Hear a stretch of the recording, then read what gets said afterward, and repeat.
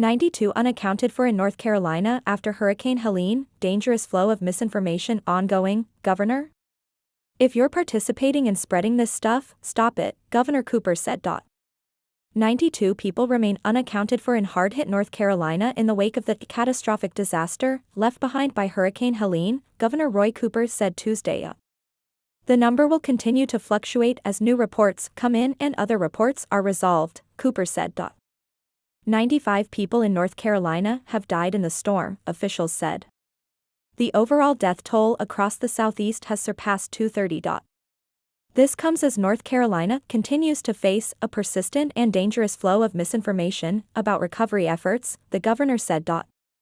When people assert that help is not coming to Western North Carolina, which is completely untrue, which is a lie, the people who are actually on the ground helping feel demoralized, Cooper said. If you're participating in spreading this stuff, stop it, Cooper said. Whatever your aim is, the people you are really hurting are those in Western North Carolina who need help. The safety of our government and volunteer response workers, including FEMA, remains a top priority. The governor said he's directed the state's Department of Public Safety to coordinate law enforcement assistance for FEMA and other responders who need it to help assure their safety and security, so people can keep getting the help that they desperately need. This weekend, a Boston, North Carolina, man armed with a handgun and rifle was arrested for allegedly threatening to harm workers from the Federal Emergency Management Agency in the state, authorities said. Cooper said FEMA Administrator Deanne Criswell made the decision to stop canvassing in certain areas for a short time over the weekend. We don't want those kinds of things to happen, he said. We don't know how many people are not going to apply for FEMA because they have heard misinformation about FEMA taking their property or other wild accusations that are out there.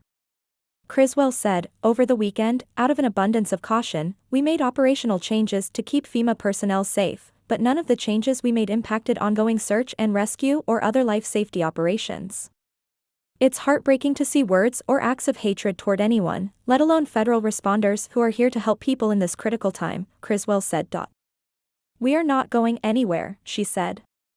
Misinformation will not deter us from our mission. Chris Kavanaugh, U.S. Attorney for the Western District of Virginia and Chair of the U.S. Attorney's Terrorism and National Security Subcommittee, said in a statement to ABC News that he's seeing an uptick in threats against FEMA workers. We are investigating these threats and we will seek to hold anyone accountable who seeks to threaten or intimidate FEMA workers, he said. And when North Carolinians head to the polls for the start of early in-person voting on Thursday, all but 4 of the state's over 400 early voting sites will be open, despite extensive damage from Helene, North Carolina State Board of Elections Executive Director Karen Brinson-Bell said. The 4 early voting sites no longer in operation are all in hard-hit Buncombe County, which plans to operate 10 sites instead of the 14 originally planned, she said. In the 25 counties with the biggest impacts from the storm, Brinson-Bell acknowledged voting may look a little different at polling places that lack electricity or plumbing, and she said the state is still working to determine how many sites will be operable by Election Day. Brinson-Bell said she expects a majority of North Carolinians to cast their ballots through in-person early voting, similar to past election years when more than 60% of voters used early in-person voting. Brinson-Bell rebuffed misinformation that recovery efforts have been partisan, noting the bipartisan state election board unanimously adopted recent election measures. We have heard accusations that we are partisanly handling this situation, and that's simply not true, Brinson-Bell said. She also flagged increased vitriol directed to election workers over social media and condemned any threats to election officials. When you do that, you are threatening someone, your former English teacher, your former scoutmaster, your basketball coach, the person who you pass in the grocery store, Brinson-Bell said.